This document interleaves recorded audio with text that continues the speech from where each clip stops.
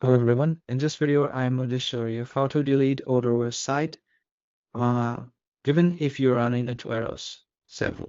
So first go to settings and scroll down to enable developer mode. This unlocks advanced tools you need like access to the Giga settings. Before deleting, check if there are any reports linked to the website like blogs, etc. These will block the relief action and must be removed first. Right? Then delete or unarchive, and when delete any blog post or related content, make sure you also remove archive reports by putting them in the list view.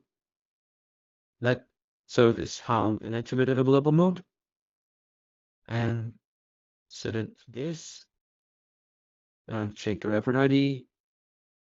And once everything is cleared, go back to the website list, select site and fake action, then delete this.